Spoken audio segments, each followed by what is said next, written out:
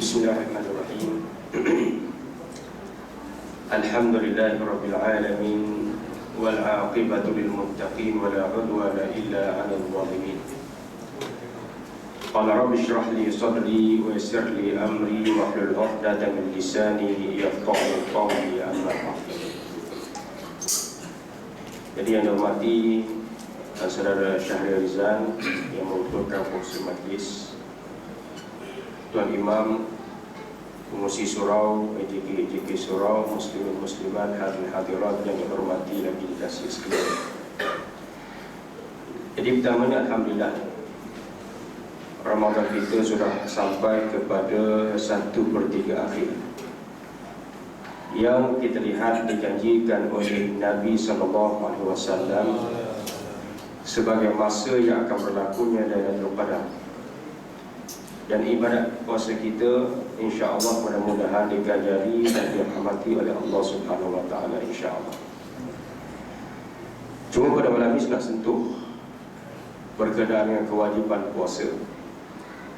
Dan sebenarnya bagaimana kewajipan puasa ini mempunyai hubungan yang sangat rapat dengan satu kewajipan yang lain yang dinamakan sebagai kewajipan melaksanakan undang-undang Islam. Sebab apa saya kata begitu? Sebab bila kita sebut ibadat wajib, khususnya puasa kita, yang mana bila sebut wajib bukan mari daripada akal kita, dia bukan mari daripada pandangan manusia. Tapi bila kita sebut wajib, maka dia mari daripada sama ada Quran ataupun hadis Nabi SAW.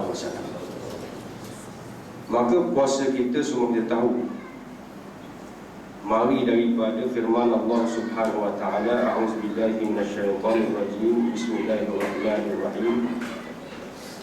Ya ayyuhalladzina amanu kutiba 'alaikumus shiyamu kama kutiba 'alal ladzina min qablikum la'allakum tattaqun. Surah Al-Baqarah ayat 183. Jadi ayat ini bermaksud, wahai orang yang beriman, difardukan ke atas kamu puasa sebagaimana yang difardukan ke atas orang-orang yang sebelum daripada kamu. Mudah-mudahan kamu bertakwa kepada Allah. Ayat ini di antara ayat tunggal yang menaskan bahawa kita wajib puasa. Ayatnya jelas, ayatnya tidak ada keraguan, dan hukumnya sangat-sangat jelas menunjukkan puasa itu adalah wajib. Akan tetapi sebenarnya ayat ini mempunyai laras yang sama dengan ayat yang ke-179. Yang kita baca tadi ialah ayat yang ke-183, yang mana ayat 183 ini di sana ada ayat yang kalau kita tengok mempunyai laras yang sama, yang berbunyi, ya ayyuhalladzina amanu kutiba 'alaikumul qisasu fil qatl. Wahai orang yang beriman, difardukan ke atas kamu melaksanakan hukuman qisas dalam kes pembunuhan. Yang mana ayat yang mewajibkan qisas ini tak jauh dengan ayat yang mewajibkan puasa. Ayat puasa 183, ayat qisas 179. Muka surat sebelah-sebelah, sama-sama surah Al-Baqarah. Kalau puasa dimulakan dengan ya ayyuhalladzina amanu, qisas juga didahulukan dengan ya ayyuhalladzina amanu. Maknanya ayat ini ditujukan pelaksanaannya kepada orang beriman. Maknanya yang berpuasa ni siapa dia? Orang beriman ya. Puasa ni tak disuruh kepada orang kafir dah. Sama juga dengan qisas. Qisas ini dimulakan dengan ya ayyuhalladzina amanu, wahai orang beriman. Maknanya kewajipan laksanakan hukum qisas ini ke atas orang Islam.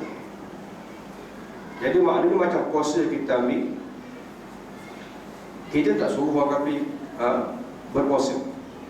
Kita orang Islam tak boleh petikai sebab apa Cina tu tak puasa. Tak boleh.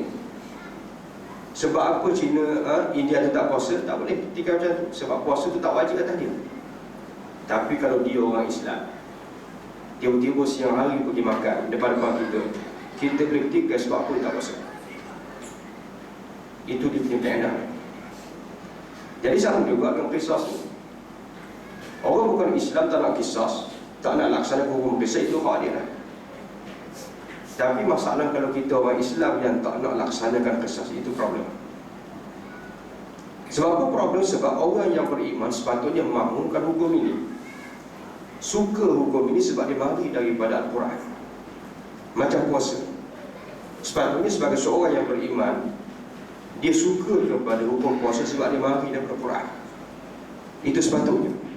Kenapa? Sebab kedua-dua hukum ini dia mari daripada Al-Quran yang dimulakan dengan perkataan wahai orang yang beriman. Itu dia punya kaedah dia. Yang kedua dari segi hukum wajib. Wajib ni maknanya ialah kalau buat boleh pahala, tak buat hukumnya dosa. Itu makna wajib. Bagaimana kita nak tahu hukum itu wajib ke tidak? Dia kena tengok lafaz dalam Quran. Dia pakai lafaz. Puasa ni sebab apa ulama ijma' kata wajib, tidak ada khilaf. Sebab dia mari dengan perkataan kutiba alaikumusiyam. Mana kutiba dengan mana furidah, difardukan. Jelas ayat dia. Sama juga dengan qisas. Dia gunakan perkataan yang sama, kutiba alaikumul qisas, difardukan ke atas kamu melaksanakan qisas. Sama je ayat dia. Jadi puasa hukumnya wajib, qisas juga hukumnya wajib. Wajib di mana kalau kita buat boleh pahala, kalau kita tinggal hukumnya dosa. Itu makna wajib. Puasa bila kita buat boleh pahala, kalau kita tak puasa maka hukumnya dosa. Kisah juga sama, kalau buat dapat pahala besar, kalau tinggal hukumnya dosa besar. Itu hukumnya. Wajib ni pula kita kena ingat, bukan sahaja menyebabkan dosa pahala. Biasa bila Allah wajibkan satu benda, maka di sebalik benda yang wajib itu ada manfaat yang besar. Dan mustahil Allah mewajibkan kita melaksanakan sesuatu yang beri mudarat. Mustahil. Maknanya kalau orang kata laksanakan wuduk, kisahnya akan menyebabkan negara mundur ke apa, mustahil pada syariat. Sebab mustahil Allah memfardukan kita buat satu benda yang menyebabkan kita terima mudarat ataupun kita terima kemunduran. Itu mustahil. Yang berlaku kalau silap, kita ingatkan hukumnya kian, hukum kita buat salah, itu boleh berlaku mundur. Ataupun yang jadi mundur tu dengan sebab persepsi, pada tak buat lagi mundur dah. Macam dulu kan kalau sebut riba, haram riba, kalau orang cakap kalau diharamkan riba, nanti kita akan mundur, bank kena tutup. Padahal tak pun, kita punya persepsi itu salah. Padahal kalau kita laksanakan Islam, tuan-tuan, kita bahagia dunia akhirat, kita bahagia. Sebenarnya kalau saya tengok, saya ambil satu sudut lain. Ini saya nak sebut kita jangan takut ke Islam. Kalau kita laksanakan Islam, kita akan maju dunia dan akhirat. Bukan akhirat aja, dunia kita maju. Tuan-tuan pernah dengar tak kedudukan sosio-ekonomi zaman Islam? Nak banding dengan zaman kita sekarang. Baru ni saya buat analisis sikit tentang kedudukan sosio-ekonomi zaman Islam dengan zaman sekarang. Saya kira kasar-kasar, orang miskin zaman Nabi, zaman sahabat, kalau nak banding dia punya, kalau bahasa senang saya sebut, maknanya dia punya purchasing value, nilai beli. Nilai beli ya. Mana keuangan yang ada pada kita, nilai beli dia. Hak zaman Nabi, para sahabat dan zaman khilafah, hak orang miskin, hak layak terima zakat, kalau kita letak pendapatan zaman kita ni, makna gaji antara 7 hingga 10 ribu tu masih layak terima zakat. Hari ni 7 hingga 10 ribu tu dia anggap dah kaya dah. Zaman Islam. Hak biasa pada sahabat. Saya ambil contoh macam Sayyidina Osman sebagai contoh. Sayyidina Osman, dia ada harta berapa banyak? Riwayat menceritakan dia ada harta sebanyak 30 juta dinar. Jadi 30 juta dinar. Satu dinar 700 ringgit. Maknanya kalau kita convert, kita tukar nilai beli zaman tu dengan nilai beli zaman sekarang, maknanya dia punya harta 28 bilion. 28 bilion. ke orang terkaya Asia keluar 18 bilion. Itu kalau tengok para sahabat radhiyallahu ta'ala anhum. Dan begitulah kedudukan ekonomi dalam zaman Islam. Kenderaan mereka tak murah. Ada kenderaan yang masyhur zaman Islam ni, dia panggil Humrun Ni'am, unta mewah. Kita tahu nilai dia berapa? Nilai dia 2,000 dinar. 2,000 dinar kali dengan 700, maknanya 1,4 juta.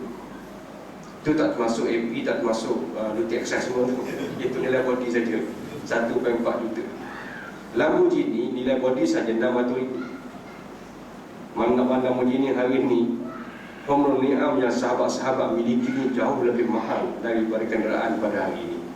Itu saya nak sebut kedudukan sosial ekonomi zaman Islam yang sebelum orang Islam ini tak laku. Ramai homeless yang dikenali sebagai ahli as-suffah pada mereka awal Islam. Kemudian lepas zaman Islam sekejap, semua benda itu dah tak ada dah. Semua dalam keadaan yang baik dan sosial ekonominya. Itu nak gambarkan bahawa laksanakan Islam itu takkan mudah. Jadi kewajipan yang Tuhan fardukan, makna bila sebut wajib, bila kita buat, kita tak akan mundur dengan sebab kita laksanakan benda yang wajib. Jadi sebab tu kalau kita tengok ayat kita baca ni, makna puasa tu wajib sama dengan makna qisas tu hukumnya adalah wajib. Kalau kita tengok ayat puasa, yang mesti kita dengar radio, kita dengar berita, ustaz-ustaz kita kuliah dalam radio, dalam TV, di surau masjid, biasa kita dengar ustaz-ustaz cerita tentang takwa. Takwa yang nak dicapai di sebalik ibadat puasa. Sebab apa? Dalam ayat puasa Tuhan tutup dengan la'allakum tattaqun. Daripada puasa ini mudah-mudahan kamu bertakwa. Tapi ibadat kisah juga Allah Subhanahu wa ta'ala tutup ayat wajib qisas ini dengan firman-Nya, walakum fil qisasi hayatun ya ulil albab la'allakum tattaqun. Bagi kamu, kata Allah, pada ibadat qisas itu adanya kehidupan. Manakala kamu laksanakan qisas, nyawa kamu akan selamat. Orang takkan mati sia-sia, kena bunuh, kena colek dan macam-macam. Allah telah jamin kehidupan itu. Sebab apa? Kamu kena laksanakan qisas itu, kata Allah, la'allakum tattaqun, mudah-mudahan kamu bertakwa. Maknanya puasa tujuannya takwa. Qisas juga, kata Allah, tujuannya takwa. Jadi kita ni orang beriman, jangan yang puasa kita beriman sungguh-sungguh, takwa puasa ni bagus, tu akan puasa bagus. Tapi bila tembak kisah kita betul ke? Itu problem. Takwa puasa mari daripada Quran 183. Takwa qisas mari daripada Quran dalam ayat lebih kurang sama.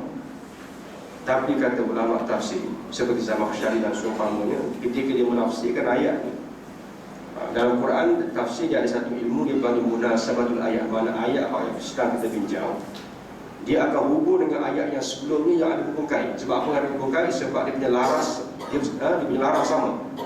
Ayat puasa dia mulakan dengan ya ayyuhallazina amanu. Ayat qisas dia mulakan dengan ya ayyuhallazina amanu. Ayat puasa jelas fardunya daripada perkataan kutiba, ayat qisas juga jelas fardunya daripada perkataan kutiba. Ayat puasa ditutup dengan la'allakum tattaqun, ayat qisas juga ditutup dengan la'allakum tattaqun. Tetapi ulama kata takwa di sebalik kisah itu lebih besar daripada takwa di sebalik puasa. Bukan dengan makna kita memperkecilkan takwa di sebalik ibadat puasa, tapi nak cerita yang besar takwa puasa ni, tetapi takwa di sebalik kisah itu lebih besar. Kenapa? Ada sebabnya. Sebab yang pertama ialah takwa puasa ni, dia takwa individu. Makna takwa individu, bila kita puasa tu takwa dia kita yang dapat. Kita tak boleh nak share dengan isteri kita kalau dia tak puasa. Kita tak boleh nak share dengan jiran kita kalau dia tak puasa, tak boleh. Dan kita yang boleh manfaat. Tapi kisah ni tidak. Kisah ni kalau laksanakan sebahagian, orang lain yang tak laksanakan dapat manfaat sekali. Sebab takwanya bila dilaksanakan dia menjadi takwa masyarakat, bukan takwa individu. Sebab tu hukum melaksanakan qisas ni ialah fardu kifayah. Mana fardu kifayah? Bukan semua kita laksana, hak melaksanakan kerajaan je. Kita orang biasa tak boleh laksana, tak boleh kita tangkap orang, kita bunuh orang, tak boleh. Kerajaan hak kena buat, hak wajib. Bila kerajaan laksanakan, kita lepas dosa. Tapi kalau kerajaan tak laksanakan dan kita pula tak kisah, kita pun dosa sekali. Itu makna fardu kifayah. Tapi bila kerajaan laksanakan, kita tak payah buat. Tapi walaupun kita tak payah buat, takwa itu kita dapat sekali. Bukan kerajaan, pemerintah yang laksanakan sahaja dapat takwa, kita yang tak laksana pun sekali dapat takwa. Tumpah sekali. Itu kata ulama, besar kelebihan takwa di sebalik ibadat qisas. Yang kedua ialah takwa puasa ni, dia takwa individu yang menyebabkan rahmat untuk individu. Dia tak boleh cegah balas. Dia tidak, orang kata apa, geng. Dia tidak apa kalau bahasa kita, mana dia tidak boleh nak mendapatkan rahmat daripada Allah untuk masyarakat. Mana kalau kita seorang berpuasa, jika kita buat maksiat, kita tak cegah, kalau mari murka daripada Allah, kita pun kena balaskan. Tapi dia dari ibarat kisah yang kalau laksanakan, masyarakat jadi bertakwa. Bila masyarakat bertakwa, apa Tuhan kata?